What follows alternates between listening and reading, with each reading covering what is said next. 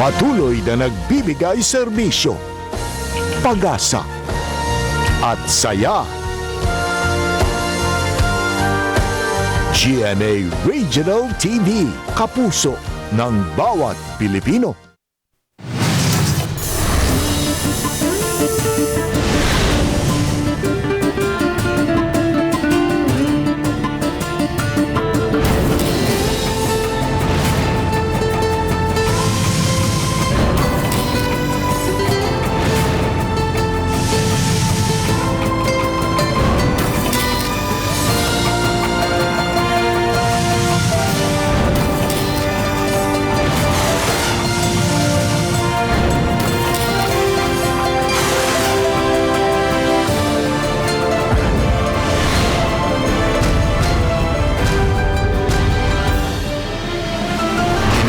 GMA Regional TV, Balitang Bisdak.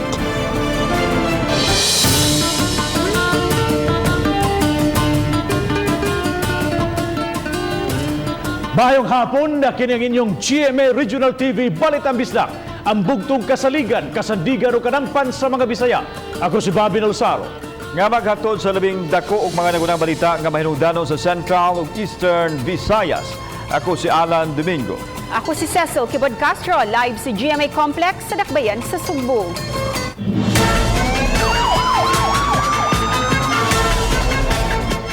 Dakong sindikato mo'y posibleng nagpalayo sa dakong shipment sa illegal nga dugas nga nasakmit sa mga elemento sa Philippine Drug Enforcement Agency PDEA uban sa Philippine National Police.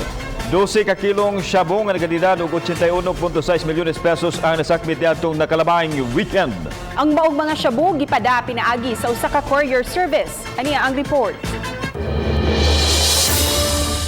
Kini ang multi-million pesos nga kontrabando nga nasakmit sa mga operatiba sa PDEA Regional Office 7. Kumpirmadong shabu nga giputo sa guma o interior sa ligid nga gibutang sa tulo ka equipment box nga gisulod sa T-bag. Gipadala kini pinaagi sa courier service nga nadiskubrihan dihang nasimhutan sa K9 dog. During the sweeping, paneling, nilingkod ang ato ang K9 sa kaning box na ang black box na ang sulod daw is LED lights. Oo. Karon kanang kung ang iro gani good mulingkod indication ng good na ay illegal drugs, nakasimot sila. That alone is probable cause for us to open the boxes. 12 kilos nga shabu nga nagkantidad og 81.6 milyones ka pesos ang nasakmit. Wa pa mabutiag ang PDEA sa detalye sa mudawat sa shipment nga padayon pa nilang giimbestigahan. Samtang gibutiag ni Director Livy Ortiz sa PDEA 7 nga konektado ang nahaunang usa ka kilong shabu gikan sa usa ka food service delivery niadtong nakalabaing semana. Giulagway niini nga dakong sindikato ang anaa sa likod sa supply sa illegal drugs nga posibleng iapod-apod sa Metro Cebu. Modo sa sindikato nga ipadala pinaagi sa courier service ang kontrabando aron walay tao nga badakpan. Gitutukan sa PDEA ang mga pamaagi sa mga drogista nga mipahimo sa sitwasyon sa pandemya aron makapayuhot sa illegal nga drugas. Ito ang mga drug dealers diri sa Cebu, mutawag siguro dito sa ilang contact sa Metro Manila or asa nga part, mo order. Ilan na ipadala? Simple lang. Ipadala nila sa courier service. Oo. Mas safety man kay ug madakpan walay tao na nagdala. Di ba? Unya siguro kung walay extreme machine ang courier service, di may bawaan. Labi na kato kay gisulod sa rectangular na spotlight, di gid mo may bawaan na droga. Kauban si Marlon Melgaso, ako si Alan Domingo. Balitang Bisdak.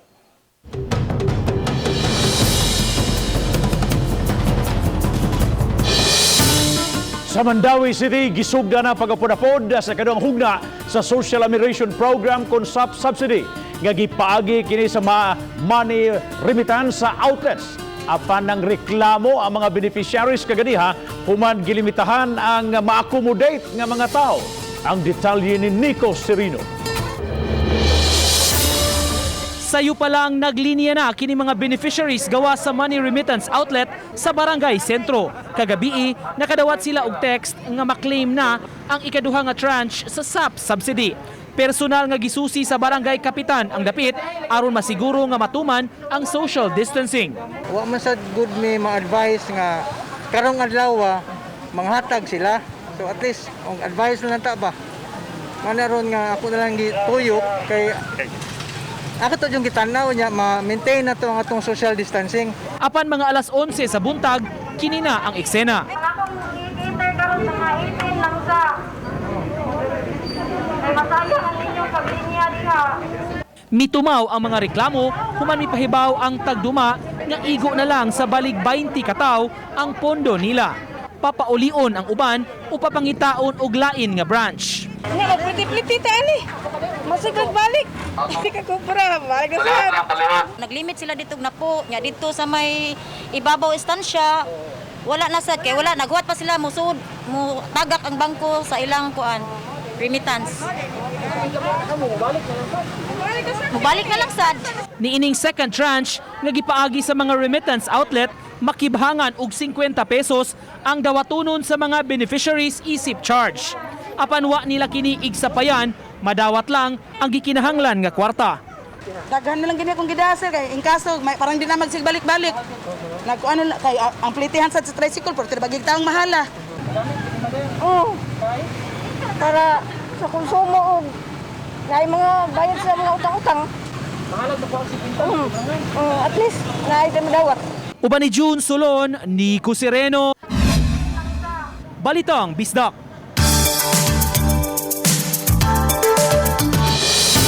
Magusto man o maoktubre ang pagbukas sa klase, alang sa Dipit Talisay City Division, andam na ilabi na nga sila mismo sa division ang mihanay silang mga modules nga gamiton. Ang report ni Femery Dumabo.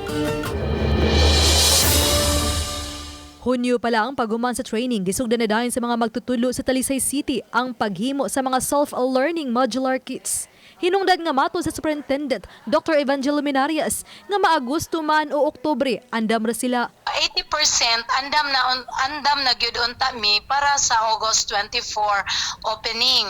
Pero man tay mahimo kung gisibog pod ni secretary, mas maayo pod aron mahuman gyud nato og preparar ang tanang modules. Usa lang kini sa production area dinhi sa Talisay City Division. O gani anaanas la karon sa week 3 sa ilang pagprinta sama na lang niini ready to distribute na kining module. Og gilauman nga sa pagsibog sa pagbukas sa klase ngadto sa Oktubre 5, mahuman nila tanan ang pagprinta kutob sa week 12. Gani nakadry na sila ni atong Agosto 5. Din gihatod sa mga magtutulo ngadto sa mga ginikanan ang mga self-learning modules. Giangko nila nga doon nagyoy mga lugar nga di masudlan og sakyanan. Hinungdan nga kinahanglang magbaktas bisan sa lapukon nga daan ang mga magtutudlo. Lukdo ang mga kinahon sa mga modules. Aduna usab sila gihimo nga evaluation, ang uban gituyo sa ilang mga balay. Gisusi usab sa division kung unsay kalisdanan ug unsaon pagpalambo alang sa mga tinun-an, ginikanan ug mga magtutudlo. Nakadry ra na usab sila sa radio-based ug digital platform sa pagtudlo. Give announcement, pwede sila maka-tie up with the mining.karon karon kay ang elementary na to pwede kay use sa radio-based sa radio facilities sa atuang high school so that we can cater sa tanang needs sa bata, especially those who have gadgets. Of course, mo prefer sila sa mga soft copy sa modules. Sa gihimo nga dry run, mas nidaghan pa ang nagpa-enroll. Gani ana-ana sa 105% ang gidaghanon sa nagpa-enroll sa Talisay City Division.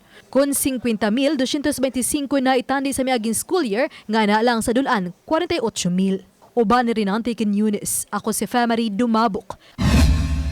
Balitang Bisdak.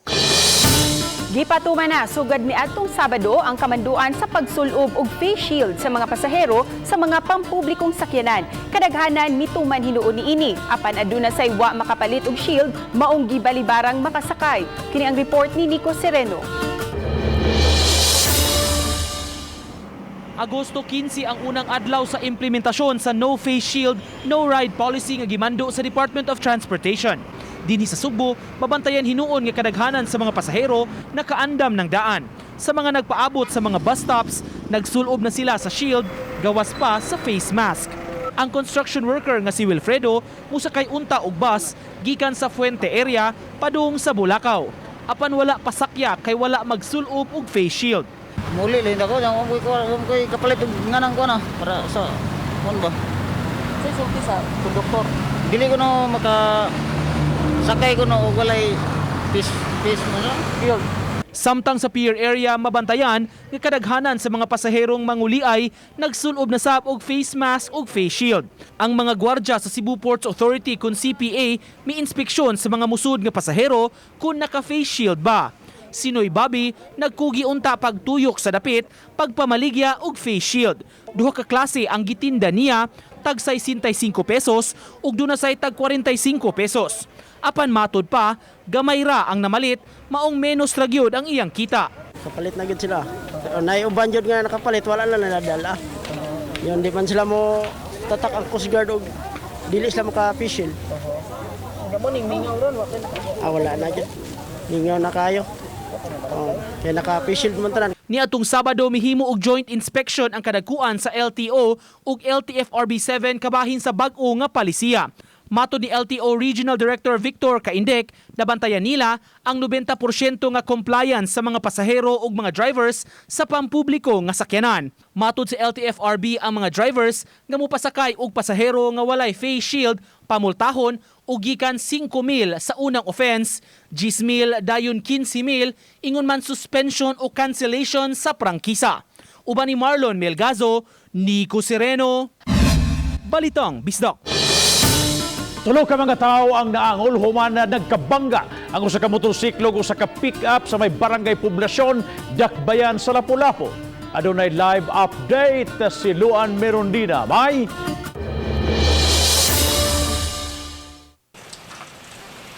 Yes, Bob, parehong nadangat sa Tambalanan ang driver sa pick-up lakip na ang nagmaneho sa motorsiklo ug ang angkas niini human sila mahiagom ug mga samad ug bunog sa nagkadiyang bahin sa ilang lawas.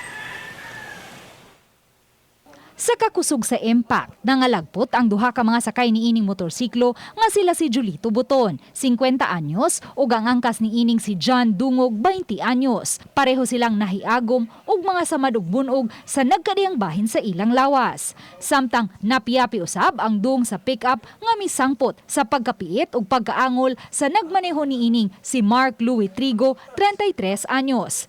Base sa investigasyon sa Police Station 3, nagsubay sa may GY de la Serna Street ang pick-up paingon sa ML Quezon Avenue sa Barangay Paho. Samtang ang motorsiklo nga gimaneho ni Buton, misulod sa may GY de la Serna Street nga may no entry sign, hinungdan nga pag-abot ni ini sa may blind curve nga bahin sa kalsada, nakabangga ni ini ang pick-up. One way man sila diha, kasugat niya ang multicab, moto nga head-on collision gid sila. Gawas nga way dalang driver's license ang nagmaneho sa motorsiklo, gikatahong expired na usab ang registration niini. Og base sa lagda sa IATF, bugtong asawa lang o live-in partner ang tugutang makaangka sa motorsiklo sa mga lugar nga ubos sa GCQ sama sa Dakbayan sa Lapu-Lapu.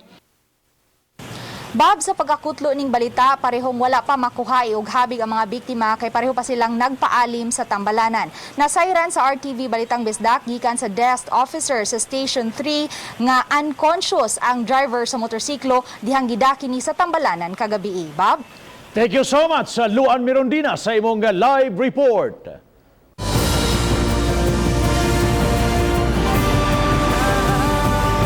Kini ang GMA Regional TV Balitang Bisdak.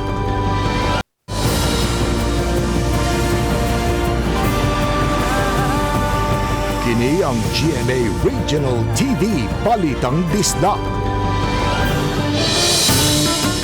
Bisan pa man sa hugot nga quarantine protocol, ano naggihapoy mga tao sa Barangay Ermita nga nagdinis sa Dakbayan Sugbo nga nagtapok kay nagtigbakay. Samtang 5 kanila dakpan o galaing pang-14 ang gipangita sa mga otoridad. Ano yung report? Sa hulagway nga nakuha sa Carbon Police Station, makita kining mga tao nga nagtapok-tapok samtang adunay nagunit sa mga manok. Bisan pa, higpit nga pagpatuman sa quarantine protocol. Nahitabo kini sa sitio Tumoy, Barangay Ermita diin, gituhon nga nagsugal ang pipila ka mga mulupyo samtang nananausab ang uban. Giila ang nadakpan nga silang Rinanti Dalugdog, Randy Tago, Peter Quisada, Hermin Hildo Rojas ug Paul James Sarona. Ilang mga kauban nakasibat. Nagkandak follow up to identify sa katong naa sa nag-viral nga kwan. So nanatay na-identify nga 14 kabok. Then siguro madungagan ba na kay na atong tropa to pa mas gawas nag-follow up. Katong ni join sa Tigbakay sa Ermita. So very common alibi nga they don't know about the city ordinance. It's very unacceptable. Giganak ng pasakaan og kasong kalapasan sa bag-ulang na patuman nga city ordinance o illegal gambling. Samtang ipadayag ni Police Colonel Josefino Ligan, City Director sa Cebu City Police Office, nga doon nagihapoy mga tao nga nakahimo sa paglapas sa balaod. Gani gahapon adlaw 27 ka mga quarantine violators ang nadakpan. Kung mapamatud-an, pamultahon sila og 1,500 pesos og 30 ka adlaw nga pagkabilanggo. Inyuhan ng suwayan o kalapasan kanang city ordinance, inyuhan isukod kung unsa ka harsh ning balaura kanang city ordinance, magpadakop mo.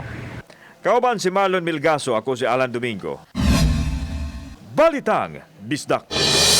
Aron pagtabang sa nagkadaghang mga tao nga mugamit og bisikleta sa dakbayan sa Mandawi, gimontar karon ang bike repair stations nga ilang mapahimuslan. Mapasalamaton ang mga nakapahimos niini. Ang report ni Nico Serino. Naabta namo si Noy Leo nga nagpahangin sa iyang bisikleta sa bike repair station sa Dakbayan sa Mandawi. May giasikaso lang siya sa syudad ug pauli na sa ilaha ug gusto lang nga masusi ang kondisyon sa iyang ligid. Nagpasalamat siya nga aduna na di ay repair station sa bisikleta sa Mandawi diha sa barangay sentro. Maayo kay magatabang nas mga tao, daghan kay gamit kay bisikleta ron. Si Noy Anselmo usab nakurat nga by bike station na di ay nga kumpleto sa mga tools nga magamit. Gikan pa siya na malit og tapak sa iyang ligid sa bisikleta nga natunok. Kaya ba kung nanari diri, ang lang ko agi kay doon man palitan ng tapak. Okay, pwede raman. Nagdadaro man sa bomba sa bomba. May bomba dala. Matod sa City Hall, pasiuna lang kini sa bike repair stations nga gimando ni Mayor Jonas Cortez nga ipamuntar. Dugang mga repair stations pa ang imuntar sa strategic areas sa Dakbayan. Naanay mga nihatag sa ilahang kanang ang istorya na inato nga ningon sila they're happy nga nay nagbuhat og inani unya kanang they're willing sila nga modunar og bicycle station repair station in support sa ato ang kausa. Una nang namutang og bike lanes ang City Hall sa mga kadalanan aron pagsuporta sa nagkadaghang mga tao nga mogamit na sa bisikleta isip mode of transportation karong panahona. Uban ni June Solon, Nico Sereno, Balitang Bisdak.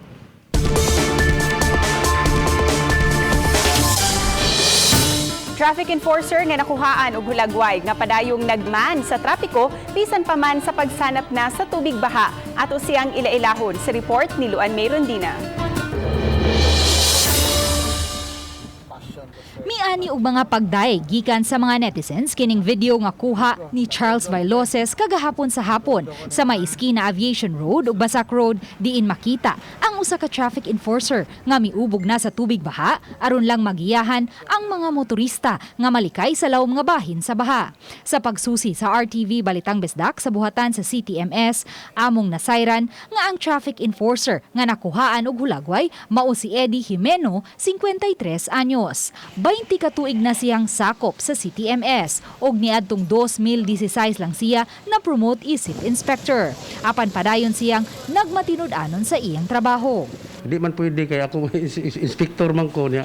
Ako gyud mangunay gyud ana kay ako masay rumbuhon niya sa akong hepe na manawag sa among opisina. Di ako obligasyon ako. Kibuhat nako trabaho la ako ma'am. Matod sa pangu sa CTMS, kon City Traffic Operations Management System, dili kini ang unang higayon nga nakuhaan og hulagway sa mga netizens sa Jimeno.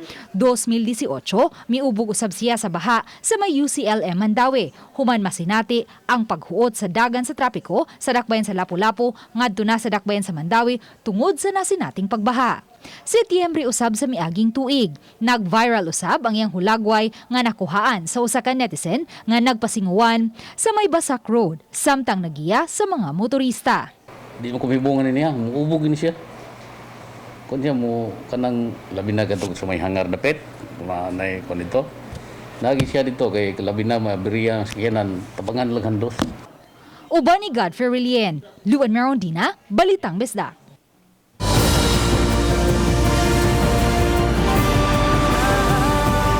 Kini ang GMA Regional TV Balitang Disdak.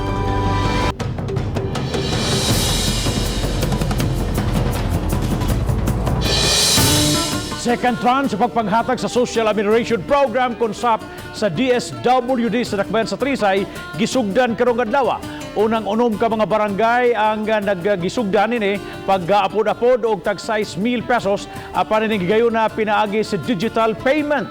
Matod ni Filipa Solana, pangong sa City Social Welfare Services sa Talisay City, nga dungagan pa og ang tanang 22 ka mga barangay kaya adunay limitasyon ang ginaghanon sa mo-claim diha sa financial service provider. Diha sa mga gymnasium, sama na lang din sa barangay poblasyon, gihimo ang validation. Ana ang kapulisan uban sa CSWS aron hugot nga papatuman ang social distancing. Barangay San Roque, Poblasyon, Dumlog, Biasong, Tangke, and basta unom sa ato mga gym for validation. Kanya tagaan dayon silang number before sila mo proceed. Gisugdan na ang pagpahapsay sa mga kable sa mga utilities sama sa mga telcos nga nabubod. Dugay na kining kamanduan sa Dakbayan sa Sugbo sa mga public utilities nga hapsayo na ang ilang mga kable. Mga kawani sa telcos ug mga ubang mga utilities, mihinay-hinay na pagpahapsay sa mga spaghetti wire. Giputol o gikuha ang mga dead wires o nay gamit o gihapsay ang habilin. Unang ibatuman sa Don Orhelio hangtod na sa Tibok Dakbayan. Makita ninyo, bisag asa sa syudad, gubot kayo ang mga wires, hugaw kayo, unsightly, messed up. Mo na makita na to nga ato na ning gilusot pagbalik karon ang kaning ato ang paglimpyo sa mga gubot kayo nga mga wires, no?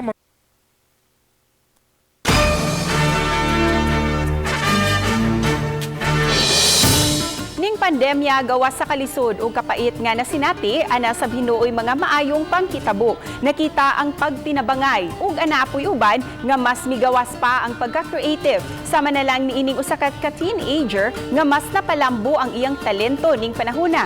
Gigamit lang ang mga anaa sa kusina ug sa tugkaran sa panimay. Kini ang report ni Femery Dumabo. Gamit ang bandihado, plato, tasa o gubang makita sa kusina sama sa soy sauce o kape. Pipila lang kini sa nagamit ining 19 anyos nga si Thea Sofia Isabelle sa iyang pagpinta. Matod niya nga human sa mga liyukunon sa balay ning pipila ka buwan nga quarantine, mas nigan ang iyang pagka-innovative. O garon di makadugang sa gastuhan siyang gidikanan, kunon sa mga salindiha sa kusina may iyang gigamit siyang hilig ang art.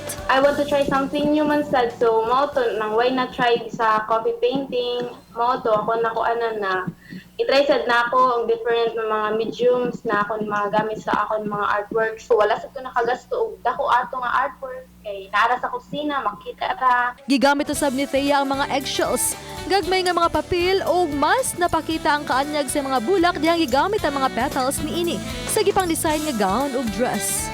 Ganahan ko sa mga colors o sa design sa flowers, sa petals mo to na why not na i-try na ko himuon og artwork. Gitrend jud na ko nga himuon og kanang like fashion designs. Si Thea nga taga-isla sa Bantayan, probinsya sa Subo, nitug-an nga nakuha niya ang hilig sa art sa iyang gidikanan og mga magulang. Apan ang iyang mga gipanghimo, mugna tanan sa iyang mamugnaong panghuna-huna.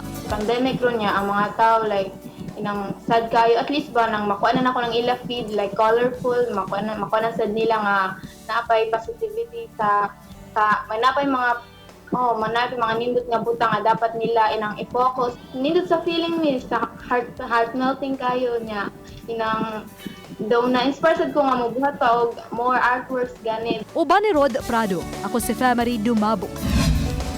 Balitang Bisdak.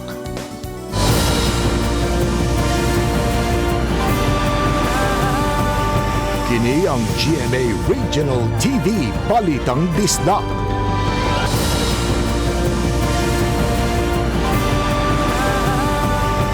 Kini ang GMA Regional TV Balitang Disdak.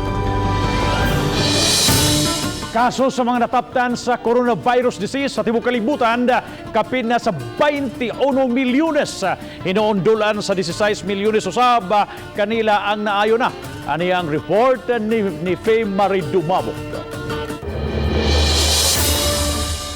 Sa kapinunom kabulan nga gimonitor sa tibuok kalibutan ng mga apektado sa COVID-19. Sa data kaganayang UTO worldwide, mitungto na sa kapin 21 milyones ang COVID case. Apan, kapin sa 13 milyones na usab niini ang mga naka-recover na. Sa Pilipinas lang, ang kaso kagahapon na sa kapin 161 mil. Apan, 46 mil ra niini ang aktibo, kay nagdigatibo na ang kapin sa 112 mil. Sa Central Visayas, 4,000 na lang ang aktibo gikan sa total COVID case nga kapin sa 17,000. 12,000 niini naka-recover na. Miusos na usab ang active cases sa Region 7. Sama na lang sa lalawigan sa Sugbo, aduna nalay 940 ka mga aktibong kaso gikan sa 4,000. 19 na lang usab ang nagpaalim sa Negros Oriental, aduna sila 117 total nga cases. 57 na lang usab ang aktibo sa kaso sa Bohol, gikan sa 126 nga kaso. Og tulo ang sa lalawigan sa Siquijor. Sa Dakbayan sa Sugbo, sa kapin 9,000 nga kaso, 1,563 na lang ang giatiman nga kaso. 813 gikan sa kapin 2,000 nga kaso sa Mandaue City ang nagpaalim ug kapin sa 600 na lang usab ang active case sa Lapu-Lapu nga may kapin sa 2,000 ka mga kaso. Sa kapin 1,500 ka natalang COVID case sa Eastern Visayas, 560 ang aktibo, unom niini ang mga namatay. Ako si Faye Marie Dumabok. Balitang Bisdak. Bisan unsa ang quarantine status sa Dakbayan sa Talisay, matod ni Talisay City Mayor Samsam Gulyas nga ang programa batok sa COVID magpadayon. Ni nga padayon nga pagpaubos sa General Community Quarantine sa Talisay City. Giisip sa mayor nga nahitabo kini kay kabahin man ang Dakbayan sa Metro Cebu. Naglangkob nini ang lungsod sa Minglanilla, Talisay City, Cebu City, Mandaue City, Lapu-Lapu City ug ang lungsod sa Consolacion. Yawhang sa mayor ang Talisay non nga tas-an pa ang pasensya ug padayong mosunod sa lagda aron mas mo minus pa ang mga mataptan sa COVID-19. Sa data kagahapon sa DOH7 ang Talisay ang adunay 77 ka mga aktibo nga mga kaso gikan sa 817 nga kumpirmadong kaso kay naayo na ang dulan sa 700. Sa lalawigan sa Bohol, dugang usa ang nakalas tungod sa COVID-19. Kini na ang ikaunom nga namatay sa lalawigan tungod sa COVID-19 virus. Gipahibaw ni Bohol Governor Arthur Yap nga taga-isla sa Gindakpan sa lungsod sa Talibon ang nakalas. Nadapa ang pasyente sa Garcia Memorial Provincial Hospital ni atong August 12 ug namatay sa miagi lang Domingo tungod sa respiratory attack secondary to cardiac arrest ug diabetes. Walay travel history ang maong pasyente o gi-lockdown usab ang tibuok isla o gidid-an na ang mga mulupyo o kaha mga bisita sa pagsud o gawas sa dapit. Gipahigayon na usab ang contact tracing. Nahatagan na usab og tabang sa kagamhanan ang mga mulupyo sa isla. Sa pagkakaroon, aduna nay moabot 123 ka mga confirmed cases sa COVID-19 sa Bohol. 26 niini mga active cases samtang 91 ang recoveries.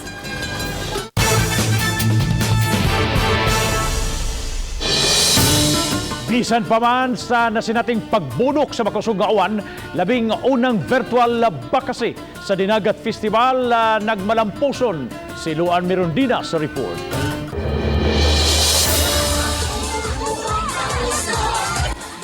Man ang gidaghanon sa mga dancers ug props karong tuiga apan wa kini makapabugnaw sa mga contingent sa matag barangay sa ilang halad sayaw kang Senyor San Roque. Isip pagsunod sa lagda sa IATF, 20 lang ka mga dancers ang gitugutang makaperform matag barangay ug ika-21 ang Festival Queen.